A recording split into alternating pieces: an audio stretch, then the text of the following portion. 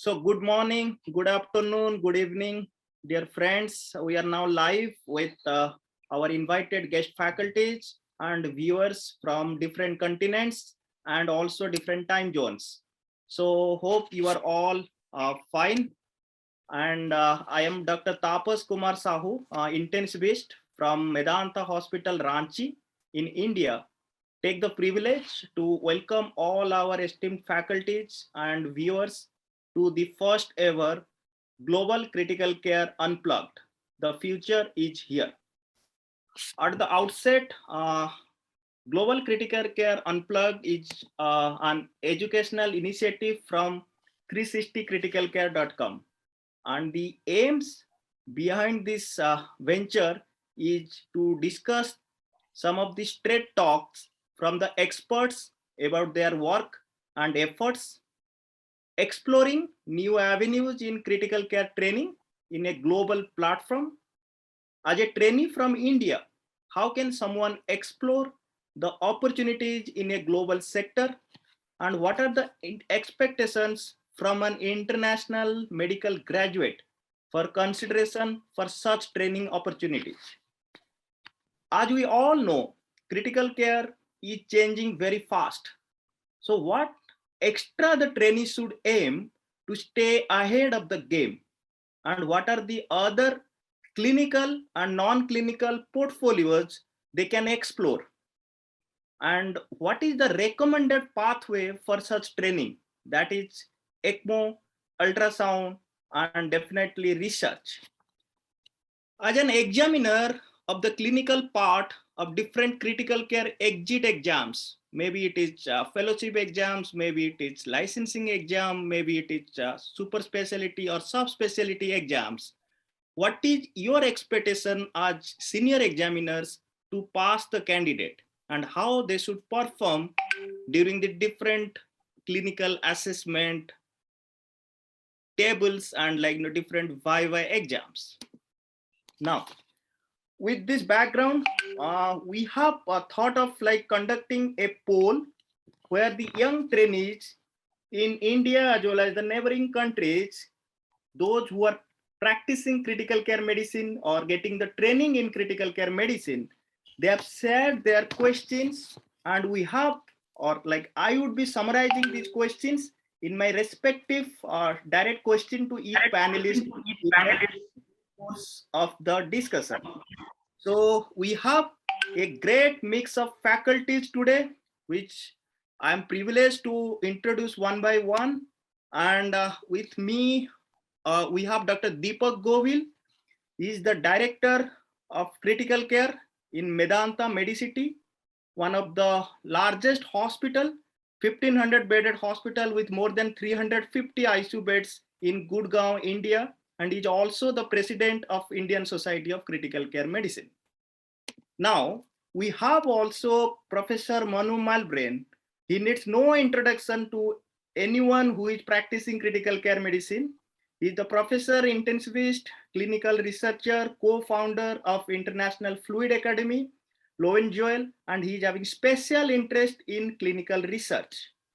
Now, we have also Dr. Andrean Wong, consultant intensive care as well as anesthetics, King's College London, with excellent work in focus in intensive care.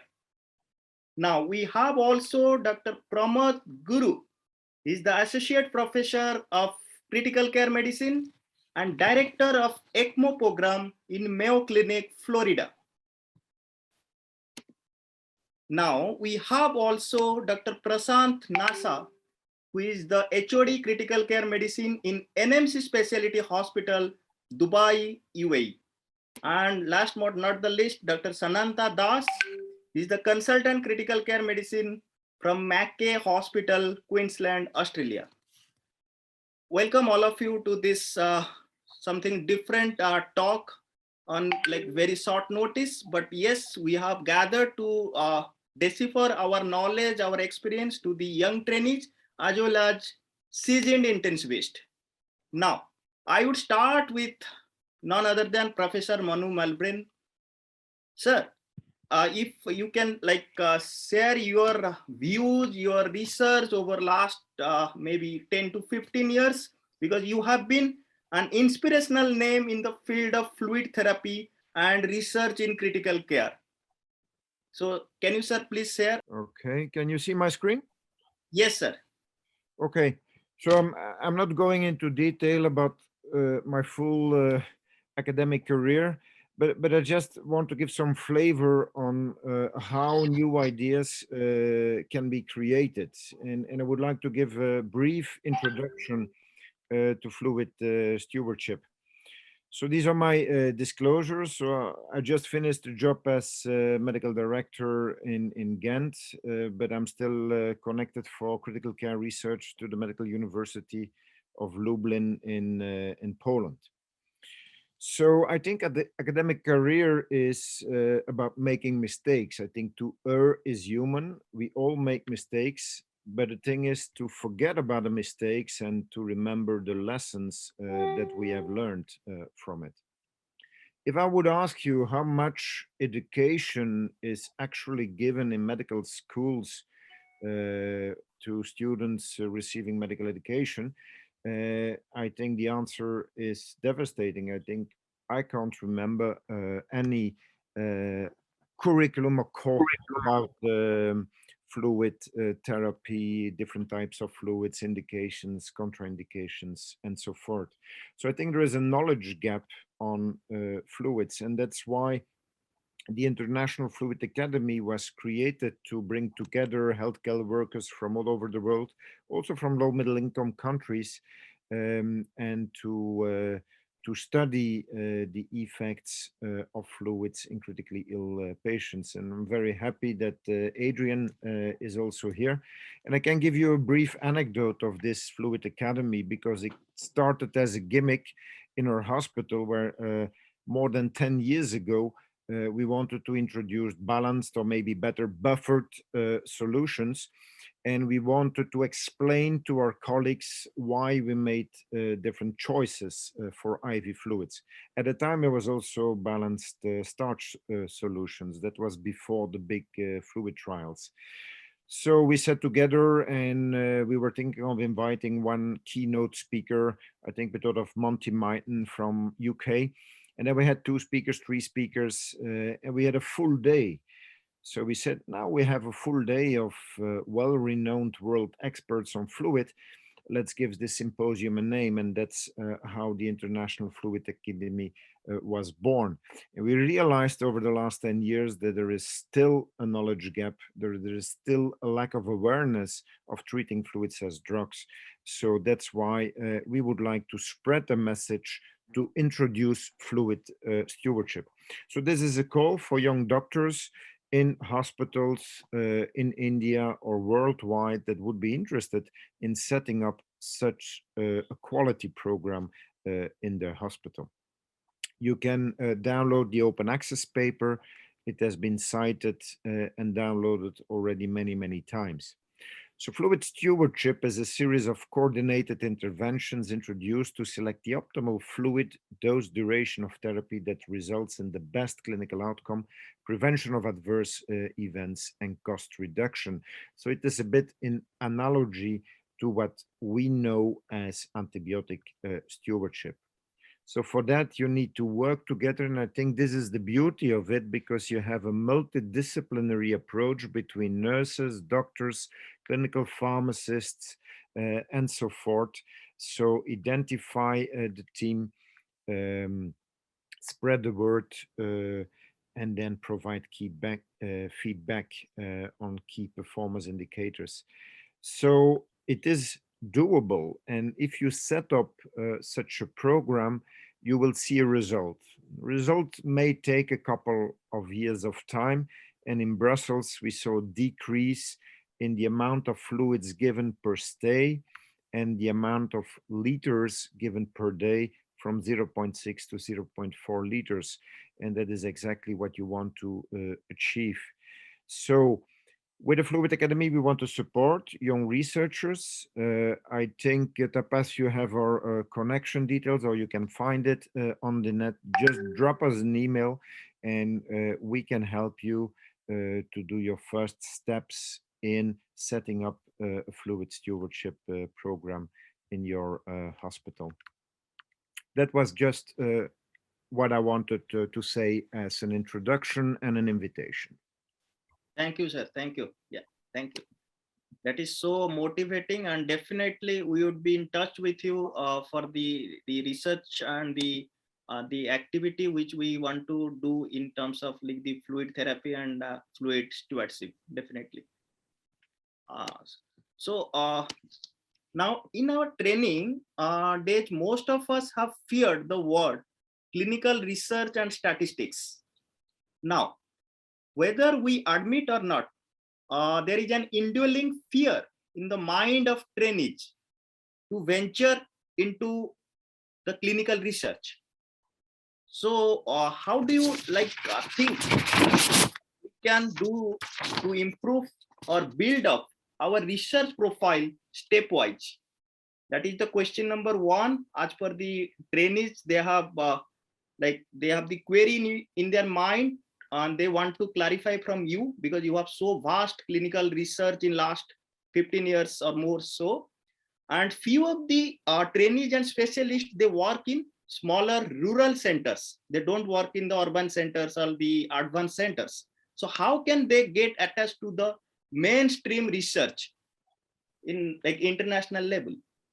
So Yeah. could you please share your views? Yeah.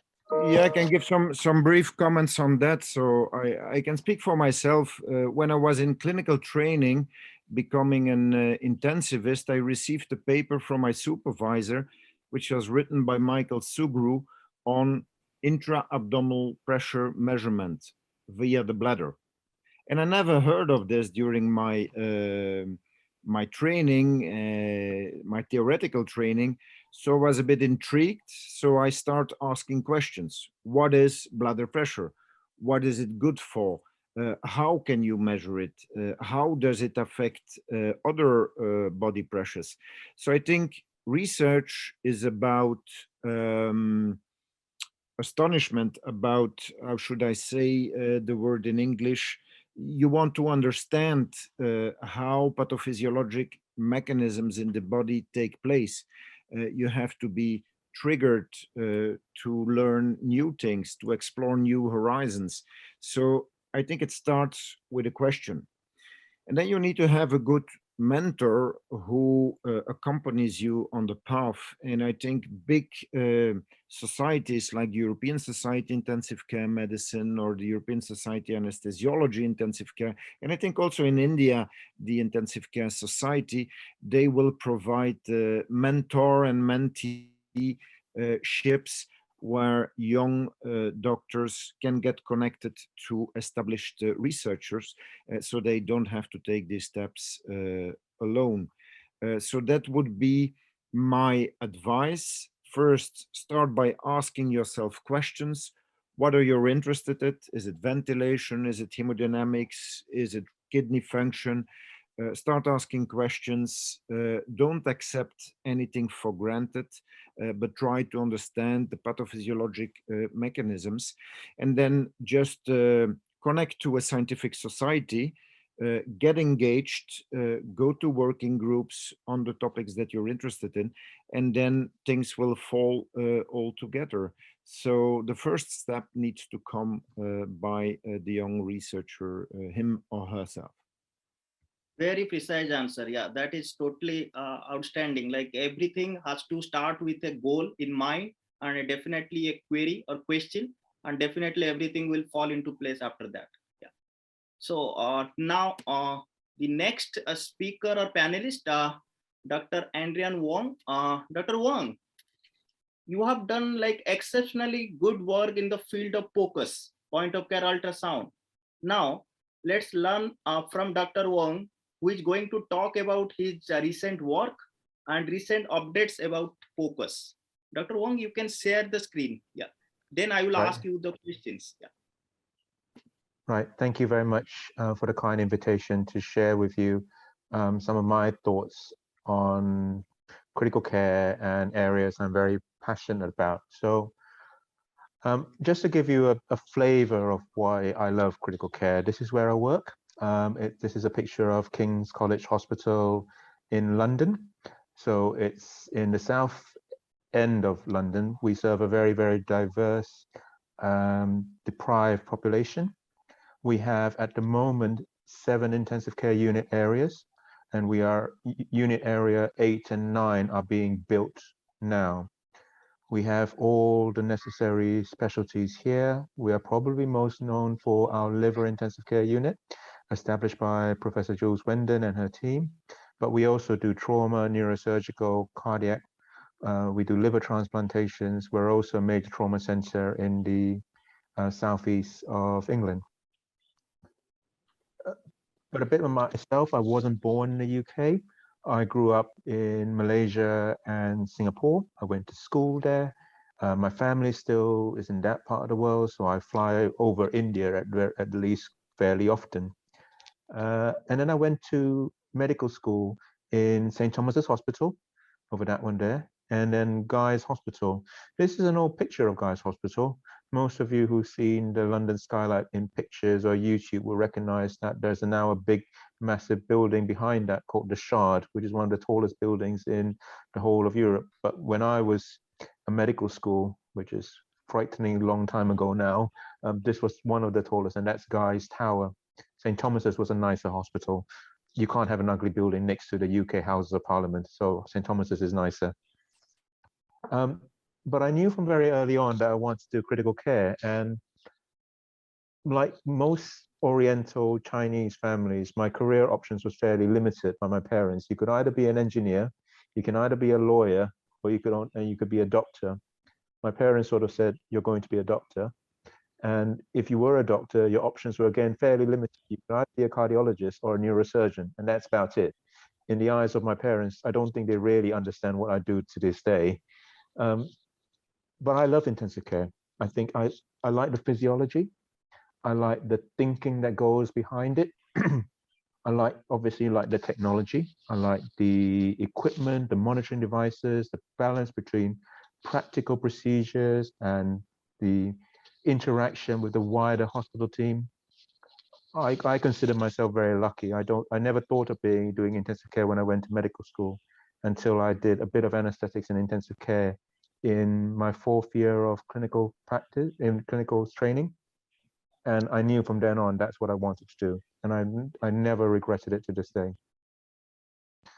In the UK, just to give you a flavor, so that's a map of what the UK look like. It's tiny compared to the massive size of India. It's an absolutely tiny space. But the way it works in the UK is that you have to move around. So I've moved around in my training in the southeast side of England. So I started off, after I trained in London, I moved to the south coast and did my housemanship years there. I then did a medical rotation and got my MRCP, and that's the east side. I did my anesthetic and intensive care training again along the coast. I was a consultant in Oxford. I was a consultant in Guildford, and I finally end up here. So I've more or less covered the southeast of England in my career. And it's been a very, very varied, colorful career so far. But during my training, and this will touch upon elements that Professor Malbrain has touched upon, I had the opportunity to be involved in areas I was interested in particular, how the training in intensive care and medicine was being delivered, not just in the UK through the Intensive Care Society and the Faculty of Intensive Care Medicine, but also through the European Society of Intensive Care Medicine. In terms of motivation, I never really thought of myself as a researcher or an expert. My motivation for being involved with these societies, and to this day is still my motivation, is that I believe that anyone who works in intensive care wants their best for their patient. Not every person in the intensive care, be it the doctor, the fellow, the nurse, the consultant, wants to be like Professor Malbrain, wants to do research, but all of them want to be good at their jobs. So, and I, again, feel very strongly that all these professional societies here should be for everyone who wants to practice and get better intensive care. It shouldn't be about just the top researchers, X, Y, and Z. Of course, that's important too, but it shouldn't be a society just for the eminent and famous people. It should be a society for everyone who wants to practice intensive care medicine. And that's my motivation for being involved with it. You've seen the photos since then. Back in 2015, I met Professor Malbrain in Belgium in the Brussels meeting, and we've been friends and colleagues since then. And my activities and interests, you've mentioned ultrasound, which I think is amazing and brilliant. There's so much we need to do about it. But stemming from my work about trying to get people interested in learning and education and keeping up to date, I've worked a lot with social media and using social media as a platform for education. I've been involved in the development of European Society of Intensive Care Medicine's online academy. And I'm sure we can talk about it later, but I'm also now an examiner for the European Diploma of Intensive Care Medicine exam. So I'm an examiner for that bit as well. So these are the bits that keep me interested, keep me active within the field of intensive care. Dr. Tapas did mention, can you share your publication list? So I looked through my CVs and took a screenshot and realized it's been a fairly busy last 2 years in terms of numbers of publications. And it's not so much the number of publications that I put this up for, but the number of people I've had the privilege and honor of working with on these different projects. I've worked with radiologists, I've worked with Professor Malbrain, I've worked with colleagues in South America, I've worked with colleagues in the Middle East, and it's truly, truly humbling and amazing to work with like-minded individuals and giants on areas that I'm passionate about. So it's important, therefore, for me to always look forward. And I've been lucky to have people that I look up to, want to emulate, who inspire me. Some of them, Manu, you're there, you're definitely there. But some of these people who need no introduction, but I'm just going to go through them. Professor Louis Forney is a critical care physician in the UK. He's also a probably one of the giants of renal medicine. He was my first boss when I became a doctor. Maurizio Sconi, president of ESICM, have worked together with Maurizio on a lot of our ESICM projects.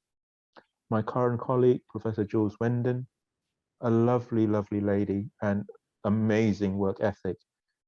She developed the liver intensive care unit in King's, which is now internationally famous.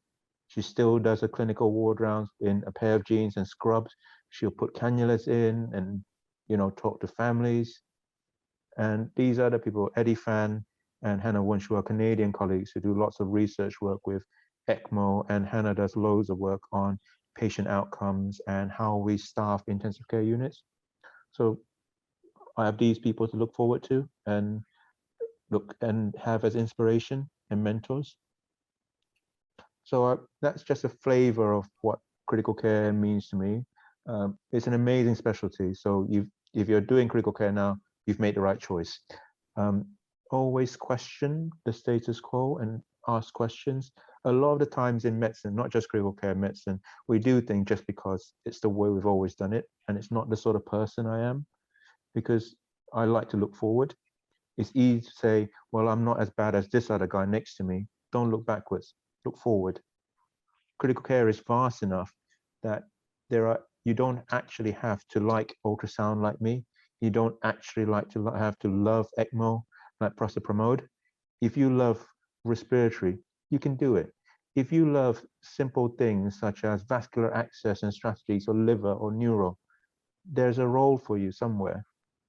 And my take-home message, especially in the last 2 years, is that we've all been through such difficult times in the last 2 years of the COVID pandemic, is that as physicians, as doctors, as healthcare professionals, often we make the world's worst patient. We don't really look after ourselves and tell patients to rest. We never really allow us to do the same. So that's just some of my musings from the last 2 years, and I'm happy to take questions. Thank you for listening. This is where I work, and contact details if you have any, if you want to get in touch. Extremely useful advice. we all know how dedicated and passionate you work for the POCUS as well as the clinical research. And just to share with you, Dr. Eddie Fan was my mentor when I was doing my fellowship in Toronto General Hospital during my fellowship last, like, say, 6 years back. So just for the question by the candidates, I'm just sharing with you. Yeah. Dr. Wong, we know the ultrasound is soon going to replace our traditional stethoscope. We all agree to some extent. And we can scan every organ of the body with an ultrasound probe now and get the information we need. Now, as a junior trainee, how can we plan our ultrasound learning and gradually build up our expertise? And is it enough to know a little bit of everything? For example, I can do a focused, like, here scan, a little bit of lung ultrasound, that is the heart scan, yeah, lung ultrasound, and can see a stone in the gallbladder. So is it necessary to go into depth, or like, if I am suspicious, I will ask a sonographer to confirm my findings? Is this the right approach, or we have to be comprehensive in our approach when we are learning to get focus in ICU? What is your view? So I'm going to talk around some of the subjects and hopefully come to a conclusion in my own head. So I think when you are learning ultrasound, it needs to, first and foremost, we are not radiologists. We are bedside clinicians trained in critical care. And therefore, ultrasound is there to enhance that role. And because of that, I think that the way critical care ultrasound, if you look at all the training programs, accreditation programs out there, they are more focused scans, i.e. there's a specific clinical question that you are asking. So for example, let's take the heart as an example, cardiac ultrasound. So in most focused ultrasound accreditations, training programs out there, the questions that are being asked using that scan is very, very specific. As an example, is the LV function normal? And then most of the time it's a binary yes or no. Is the LV dilated? Yes or no. Whether the ejection fraction is 46% versus 43% versus 42%, from a clinical bedside perspective, it matters very, very little. All I want to know is, does that heart pump enough blood to perfuse the vital organs, and what the perfusion to those organs are like? That's good, bad, or ugly, if you will. So if you accept that the way forward with critical care ultrasound is more focused scan, you still need to know what you are doing, because a fool with a tool is still a fool. I would argue it's more dangerous fool because you don't know what you're doing. So in terms of the resources and learning material available, there are lots and lots of materials available now, and some of them are free and open access. So there are YouTube videos, there are websites, there are conferences, etc., that put all these educational resources freely and openly available. The next bit is a bit contentious, is do you need accreditation to do all these scans? I think the world is divided when it comes to that question. Personally, I think you should, because it gives a degree of quality control and competencies reassurance to not just you as an individual, but your bosses and your bosses' bosses as well. I happen to know that colleagues in the Indian Society of Critical Care are already talking about an Indian-centric critical care program. So that's in development. And the last part of your question is, if you're not sure, should you ask for help? Well, that's obvious, isn't it? If you're not sure, you should ask for help. Who you ask for help, though, is important, because it really stems from what are you unsure about. So for example, traditionally, ultrasound, people think of ultrasound equals radiologists, radiographers, sonographers, so on and so forth. But if you take now as an example, lung ultrasound, the people that do lots of lung ultrasound is us, or emergency medicine or acute physicians, so on and so forth. radiologists colleagues in the UK at the very least India at the don't very do least. don't do lung ultrasound, so they don't do A line, B lines. They would have no idea what you're talking about. They can talk about pleural effusions, very comfortably talk about pleural effusions, but it's not the same thing I am looking for, or my colleagues are looking for when they do the lung ultrasound. So if you are unsure, you definitely should ask a friend or an expert, but you need to know who is the expert to answer the question that you want. So I think I've tried to answer a bit of everything on that list now. I hope that's all right. That was quite assuring, because in India also, in our ICUs, the radiologist, they are like very reluctant to do lung ultrasound or anything to comment upon. So that's the domain what we also do, like to do the lung ultrasound for our own assessment, maybe the RUS exam or the fast exam or the Correct. the lung ultrasound focus. Yeah, exactly. So definitely the trainees, young trainees got their answers by Dr. Wong. So next, thank you, Dr. Wong, for your so simplified answers and clarifying the doubts the trainees have. Now we have Dr. Pramod Guru.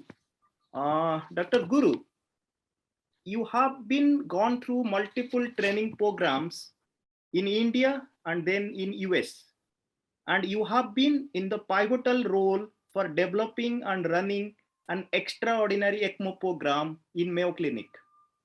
Now, I would request Dr. Guru to share his experience. And if he wants to share his own research as well as anything he has done through a presentation, we would be very happy to take that. Tapas, thank you for your kind introduction. I feel really small to share the platform with Professor Manu and Dr. Wong, as well as Dr. Govind. I have been a passionate so-called follower of these people throughout my career so far, and I'm definitely blessed. The story of me is, as you already mentioned, are you able to see? So the story of me is that I definitely kind of a lifelong, or I said the perennial learner. So my journey started from a small village in east coast of India, from the Bay of Bengal, and then I am fortunate to be trained in the best of the best institution across the globe, starting from SCB in Odisha, PGI in Chandigarh, and Mayo Clinic and UPMC. To be honest, if you see my profile, I'm not a critical care intensivist by default. I was trained in nephrology for almost like 5 years, and I am practicing neither nephrology nor, I would say that, probably critical care, but specific to the Ecmo. So how did I landed on this one? So that's the question is here. I am a strong believer of Ecmo. And I turned from a non-believer to believer with one patient. So that patient's picture is there on the corner. And this is a nice story, but I think, I'll share in some platforms. So how did I change my mind and how I love what I'm doing right now. As Dr. Wong and Professor Manu said in the discussions, that what is important in your career or goal and what you wanted to achieve is, I believe, two. One, your curiosity to question everything what comes in front of you, and your so-called belief on learning and relearning and to refine. And then the most important thing is to find a so-called mentor and find your path. So that will be very, very helpful. So this is what have been in my story, and I landed up at Mayo Clinic. So then come to the what are the roles of ECMO? Why we are talking, or how did I come to that? My story started with a cardiac arrest patient who was in our ICU, and then my mentor told me that go to that room and find out what's happening. When I entered to the room, the patient was being coded with the blood spurting all over the floor, as well as the chest is open, and then there is two cardiothoracic surgery resident and putting an ECMO cannula on her groin. And then they took these patients to the OR, and then she was on like Dha Ecmo almost after coding 20 minutes, came back to the our ICU, and then discharged after all a month, alive on dialysis. And that changed my mind. So if you think about the global or like critical care field, or maybe in the medicine, there are three areas in general where I feel that there is a significant need of different approach. Number one is acute respiratory failure. All of you probably know that when you come to the case of like so-called severe ARDS, as Dr. Wong said that for the past 2 years, it's been a devastating thing across the globe, and we are all lucky to be alive and probably lucky to save and do our part as possible as a physician. So 50% of them don't survive. If you have a cardiogenic shock at presentations to any of your hospital, your chances of getting or leaving the hospital is almost half. And cardiac arrest, forget about it. If it's in-hospital cardiac arrest or out-of-hospital cardiac arrest, your chances of survival, is probably dismissal less than 10 to 15%. So these are the area where, despite the advancement in the so-called medical science, we are lagging behind, and Ecmo as a so-called support devices is fulfilling some of the promises. And I think, it's always a debate, chicken versus egg, and we can debate forever. I still believe that you need to know what you are doing. With the goal is this one: you need to avoid the injury to the already injured organ and possibly avoid the death, because ultimately the goal of our care process or the medicine in general is to preserve as much of life. And can we do that? Sometimes it's not possible, but we all try to probably do our best to do that. So what is Ecmo?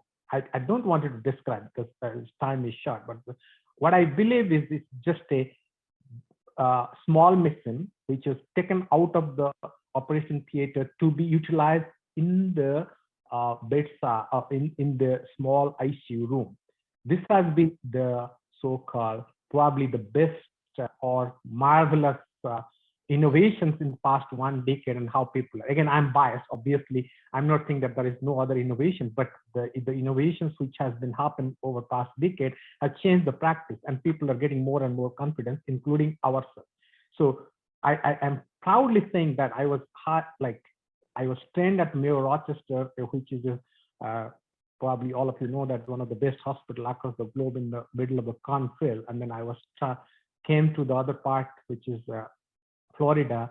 And in the last 5 years, we are able to completely revamp our ECMO practice. And this year, we crossed almost 60 plus ECMO, and starting from less than 10. And I'm very proud of my team and myself what we did, because it's ultimately to save the life. So the modality, all of you probably know, I don't. So this is a big question all the time. My colleagues, those who don't believe, like, does ECMO work?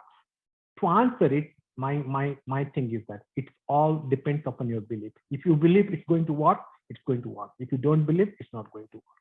So what are the established facts on that? Okay, if you believe, it's definitely going to benefit your patients. It is definitely labor and resource intensive. It's not fun because it takes tons of resources, and you have to be careful. And then the care is that this is what you need to know. ECMO support is not permanent. It's not a mechanical ventilator that you have to support them forever. You need to find out the exit strategy. If you do not know the exit strategy, please do not think about ECMO, because it's going to be very, very emotional and ethical challenge to your team and yourself as well as the patient. And we do not want it to be in that state. That's my thing. How do you choose that? Selection is the key. And the key part is that, this is Dr. Wong from your part. I was in London 2 years back before the pandemic, and then I saw this picture with the patients on the bad side. I think I was surprised. And is it a routine therapy? As I mentioned on my last slide, that I believe ECMO should be everywhere right now. How do we execute? It all depends upon us, and that's the future. This is what is happening across the globe. Why ECMO? I think there are many things, but there is my take and suggestion is that it depends upon your choices. and then pros and cons and demand and supply. But most important thing is you should know that what is the benefit. There is two benefits which Ecmo can give in, because we have gained a lot of experience with many people, like some of the giants in the Ecmo field. One of them is Dr. Eddie Fan, what Dr. South told about that, and he's doing pretty good job. And then I'm a great fan of this, and his group are doing a marvelous job in Toronto, and similarly many other people. So the experience in this area has gaining more attention. I can tell you confidently, this pandemic, like COVID-19 pandemic, has confirmed one thing: Ecmo is not going out. It is going to be stay forever. Rather, it's going to be increase in utilization. Some of the things we always need to know that it's not a treatment, it's just a support system. You need to fix the disease for which the patient's heart and lungs are not functioning. You need to have an exit strategy, and you have to know that at current state, we need to have some form of anticoagulation. What's the current status? Everybody feels that Ecmo helps, but data is not there. Guidelines does exist, but I say that selection is king. So there is no contraindication of Ecmo, in my opinion, unless you feel that it's really futile. Again, the question is, the futility varies depending upon where you practice and what kind of patient is in front of you. Strategy I already told. My journey, not only on the Ecmo world, but also from Odisha to Mayo Clinic, is scary, but I enjoyed every bit of my journey so far. I'm blessed and really thankful to many mentors on my career. There is no perfect Ecmo candidate. We all need to really know that. This is what the critical care essence, right? There is no secret sauce for universally successful management of cardiorespiratory failure, because what you are learning today, or what I'm telling now, in the Thursday morning, if there is an EGM article comes up, everything will be changed. The entire world will be changing the practice. So this is what, because as Professor Manu as well as Dr. Wong said, that you have to know what is coming and how you can change your mind with the available research, and maybe change the dogma and then move forward. So this is another. Don't blame the manpower management on machines.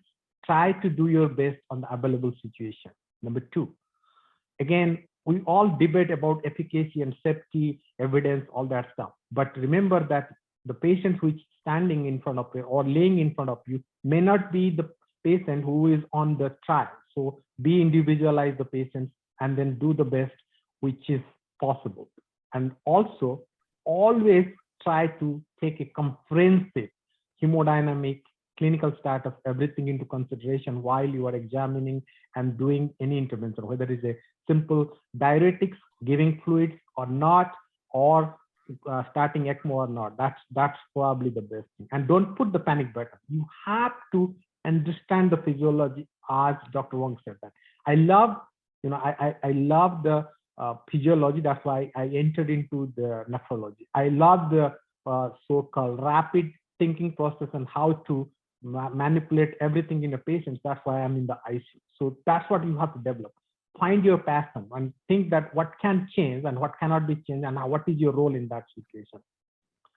Don't put on like too much on one stock or one study, because I say that evidence-based practice is volatile, similar to stock market. It depends upon where is the publication, where is the study coming, and who is doing what.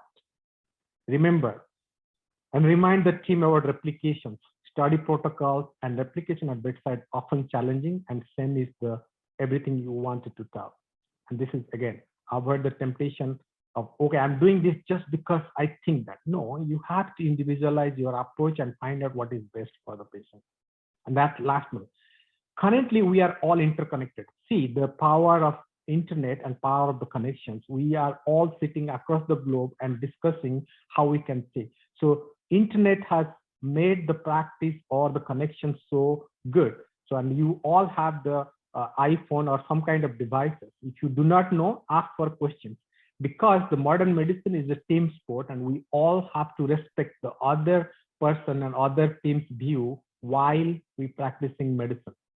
So the future possibly is precision patient care models. I don't know what is that, but possibly machine learning, AI, and we all need to stay there.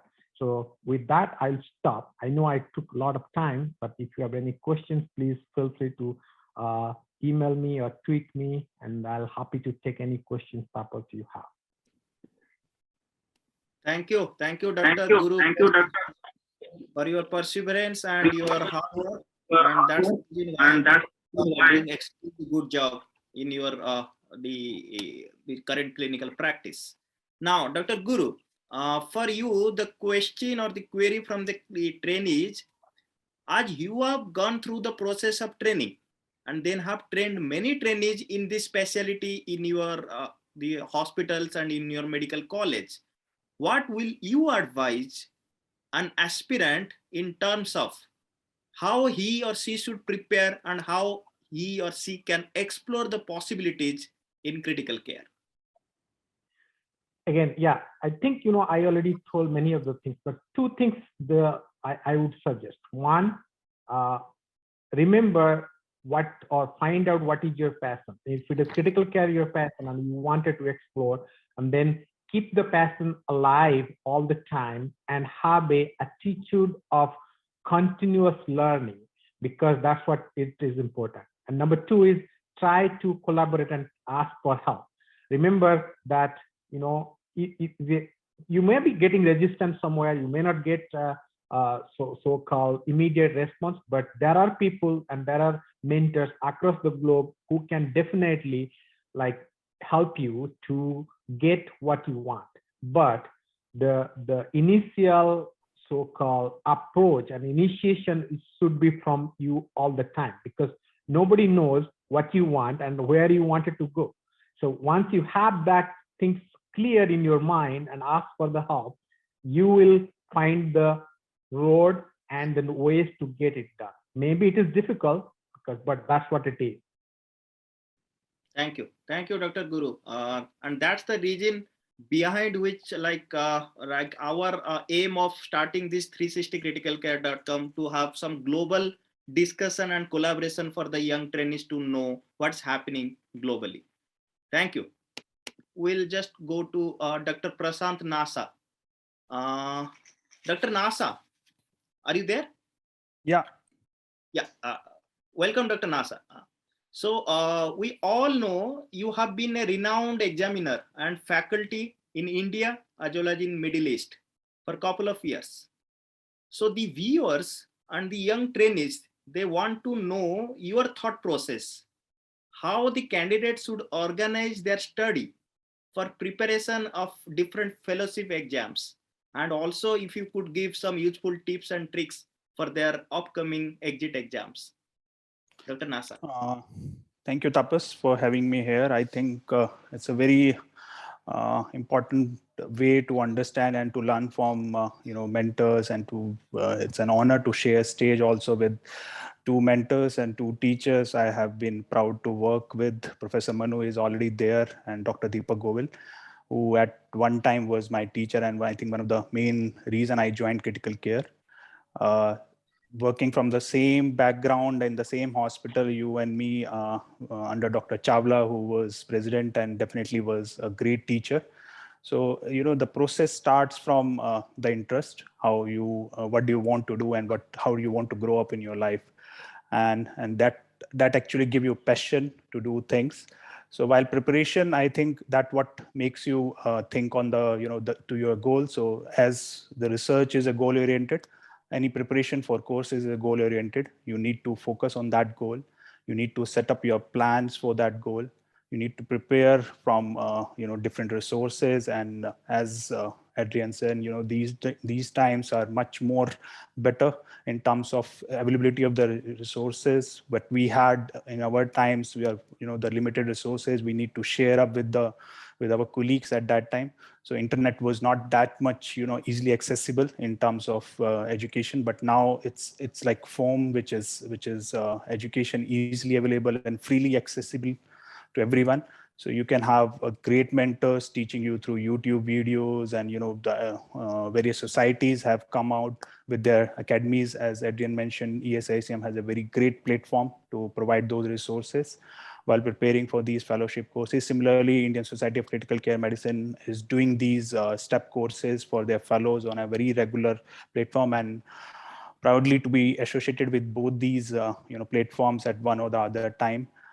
What also while preparing for these courses, I think what you have asked, and especially from coming from same background, we always have been challenged in terms of research. It's something which always was given a second priority to us in the initial part. But I think it's just a passion. You need to follow up your passion. If you are interested in doing research, there is no end to it. You can approach your mentors. And in last 2 years, what I was privileged enough to work with one of the greatest people. Professor Manu is one of them. Then Professor Ali, Professor Sheila, who was very, very kind enough to allow me to give this path to share at various forums. And in fact, a question which we asked, during my anesthesia training, and as we understand, there is a natural transition from anesthesia to intensive care. So during that, training in one of the prestigious colleges of India, I was always asking myself, what need to be different in an anesthesia curriculum, which make them, much more better in terms of their intensive care training. And that led to a new research, which we are doing a 360-degree research. We already finished part 1 of that, where we had a global survey involving almost 90 countries, where we asked young budding anesthesiologists how they rate up their competencies in terms of intensive care. And I think the same is now taken into a level 2, which is ongoing at present with Professor Sheila under World Federation Society of Anesthesiologists. So WFSA is the body under which we are doing this research.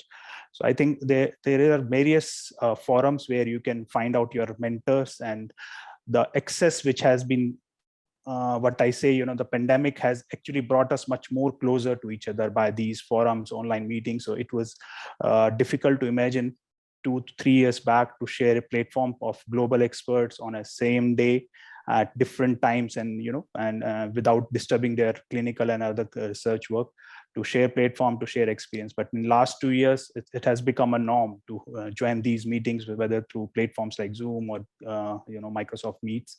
But it's no longer an inhibition to find out a mentor and to find out your passion and to continue your hard work. So that's what I tell to my friends, to my colleagues, to my juniors: never shy away from the hard work. I think that what will give you that strength to continue your work. And most importantly, never the second thing which I will suggest to everyone and to recommend to everyone is something to try. If you have something in your mind, do give a try. The only thing which can happen to it, or a worst thing which can happen to it, is a failure. But it doesn't end at a failure. It gives you an experience, and only thing, it will bring you the same place where you have started with. So don't shy away from your hard work and giving it a try. Do both the things. There are a lot of resources available at various level. Find out a mentor, and definitely that will be the person to help you out. Excellent. Yeah. So impossible is a word that is existing till it is not done. It is like finished. Yeah.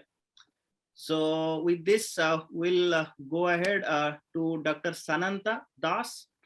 Dr. Sananta, you have done your critical care fellowship both in India and then in Australia. Now, being a trainee and then a specialist at both the systems, how do you explain the training difference at India and then Australia? And do you think there is a gap in training method and assessment in the critical care training in India and elsewhere? Your ideas and your experience. Yeah. Thanks, Tapas, for inviting me for this. Yes, I have been trained in both in India and in Australia. Actually, I don't know Dr. Nasser knows about it or not. I am a junior and follower of him. So I was only 2 years junior to him in Grant Medical College. Then he came to Indraprastha Apollo, and I was 2 years junior to him in doing FNB. So I have seen quite a lot of critical care in India as a trainee, and then again as a junior consultant, then a consultant for a few years there before coming to Australia. So first starting with India, I think the training is at that time when I was there, I can speak of that time, it's, I will say, a bit inhomogeneous. So critical care training or the Apex critical care training was probably at the Apex hospital, like metros in Delhi. We talk about Gangaram, we talk about Indraprastha Apollo, then Medanta. So these are the Apex Institute which have the training, which have the expert, which have the facility and the structure which can be comparable to any world-class training program. But at the same time, 90% of critical care lies in second tier and third tier city in India, and there is a huge, or there was a huge um, disparity between the training structure, availability of resources, availability of teachers at that time. Saying so, I'll say Indian Society of Critical Care has done an excellent job over last 6-7 years to bridge that gap. Now the type of trainee, the trainees that are coming out of the system are really great. That's because of the dissemination of knowledge through the internet platform, and also having multiple other teaching platforms that is available nowadays. So that is bringing a little bit of uniformity in the training, but I think there is a lot of things to be done, which I think is in the right path, and in next few years we'll be seeing that result. So I'm very hopeful looking at the way ISCCM is doing things, and also associated other bodies are doing things to ratify the training in India. Now back in Australia, when I came in 2014, and I have to go through the whole training process in Australia, which initially the thought process of me was like, oh, it is a very stringent program and I am qualified back home in India, and why should I be taking that training that stringently for 6 years or 5.5 years? That was the inherent question for a year or two. But as you enter into the training, you are challenged here, because I have learned my physiology, anatomy, biochemistry, pharmacology 10 years ago when I started in Australia, and it was a big task to match the inherent training in Australia. But I did not lose my hope, and actually I passed my exam with the first go, and that gave me the confidence to stand in this health sector, in this specialty in Australia. The beauty of the program in Australia is very systematic. All the specialists or all the trainees go through the same process.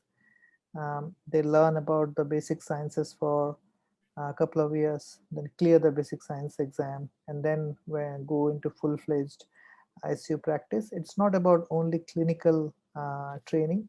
You get a lot of non-clinical aspects also covered in terms of how to talk to the family, how to talk to the patient, other portfolios like working on research, working on more of an administrative side of critical care. So you learn that thing also as a combined package here, which I believe in most of the places all over the world, which was a bit of a lacking point when I was training in India, but I'm pretty sure that that is being incorporated in the program nowadays.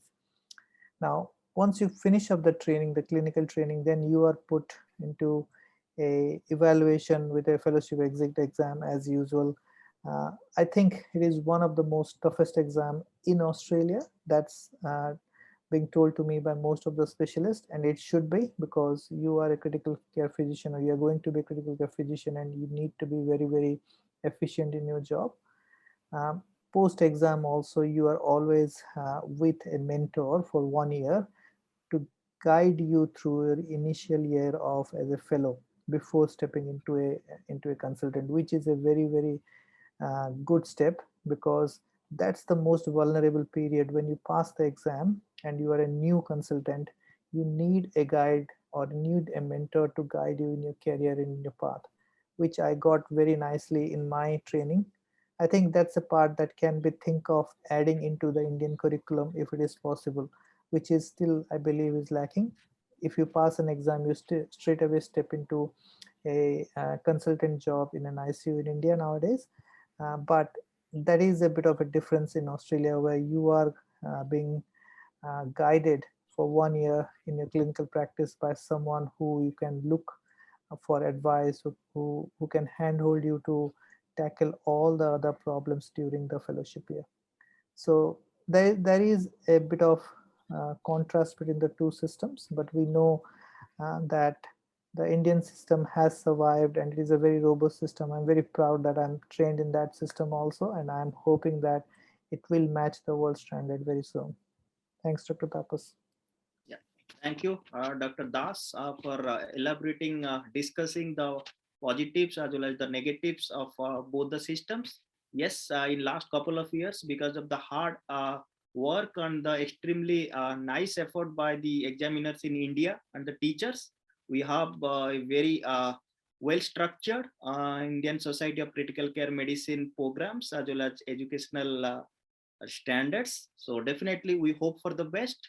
And now our current effort is now to bridge that gap, what you have already mentioned. And we need to have interaction regularly between the faculties, such as you all, and also the enthusiastic training. Like right now, there are like many viewers watching. You all speak from your heart and soul and your hard efforts and your struggle in like starting your career and then establishing yourself and continuing with the good work that you are doing for the community. Now, keeping in mind all these things, we have started this initiative 360-degree critical care to facilitate the interaction between the candidates and the potential examiners, the mentors, the guides, the teachers. And I am thankful to all the faculties here for sparing their valuable time and experience. Professor Malbrain, Dr. Wong, Dr. Nasa, Dr. Govil, Dr. Prasam Nasa, Dr. Sananta. So everybody within a short span of time, they have agreed to teach the young and the budding intensivists to know the tips and tricks and also to motivate them to do good work in their future career and as well as training. And we look forward to bring such global perspectives in critical care medicine, and also to our trainees we can give and impact some of the good qualities in our forthcoming sessions. Please stay connected to our 360criticalcare.com for more updates, and thank you everybody for sparing their valuable time. If anybody share their like anything they want to share at the end. Thank you, Tapas. I think it's a very good forum to invite all of us and to interact with the young budding intensivists and the people who want to move to different parts of the world. I think it's a high time. There is a very great move which has been started by ESICM to allow free movement of the intensivist. I think base for that will be core competencies which need to be developed and to be uniform across the world.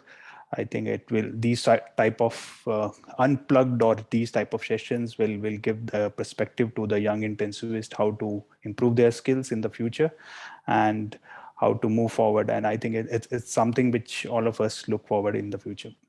Thank you. And yeah, thank you, Dr. Nasa. And there are few like chat box messages right now coming. So one of our young DM candidate, Dr. Mohammad Saif Khan, who has recently completed his DM. So he has written that yes, in India also we have the, after finishing your DM, you have 1 year like a mentorship, and then you continue to work as a consultant afterwards. So Dr. Das, in India also we have this type of thing when you have somebody to handhold and guide you in your like 1 year post completing your training. And as per Dr.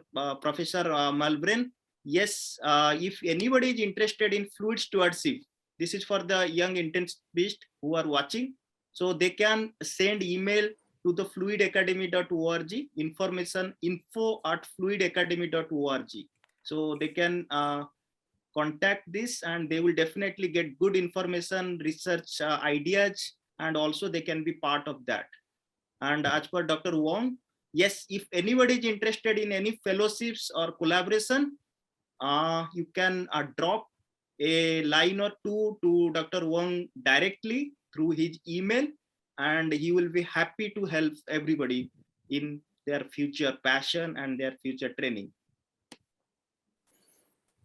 And there is a question, Dr. Nasa, to you. How to proceed for the DHA exam? Can you just guide like yeah. Yeah, thank you, Tapas. For this question, I've been usually asked by many of my colleagues and friends and junior fellows from India. So most of our degrees, especially MDs, are not recognized in terms of intensive care. The only 2 degrees which are recognized in Middle East for intensive care is DNB critical care or FNB critical care and DM critical care. So either of those 2 degrees are recognized by Dubai Health Authority as a license for critical care. You can directly approach to the website of Dubai Health Authority, or for Abu Dhabi, it's Department of Health. And once you fill up your credentials along with your good standing certificate from your medical council with which you are registered with, you can proceed for the exam. For preparation, I recommend the preparation is very similar to any of the fellowship exams which you are giving. And the exam is primarily based on intensive care. It's a multiple choice question, prometric exam, which you can give while sitting in India too. And once you clear up the exam, you are getting an eligibility letter with which you can apply at different hospitals, and accordingly your license will be activated. Thank you, Dr. Nasa, for like precisely explaining the flow of like the things what you should do to apply in Dubai and Abu Dhabi. And as per Dr. Pramod Guru, to all the young intensivists who want to have a career in USA, so they can directly send one email to know the pros and cons of training at USA in his personal email. So that is again very encouraging. And my work is done when I'm getting a message from Professor Manu Malbren, when he has written so nicely that this is a great initiative and well done. Keep doing the good work, and we will be definitely supporting in the the future collaborations. Stay safe. That is a personal message from Professor Manu. So thank you, sir. And I hope everybody has contributed to encourage. The motivation is right now in the young intensivist is actually very high, and we need to support them, to nurture them, and to have a good intensive care career, as well as we need to nurture their passion so that we can have good outcome as well as good research and good life. Thank you all. Thank you all the panelists. Thank you. Thank you. Thank you, everyone. Thank you, Tapas. Thanks, Tapas. Thank you.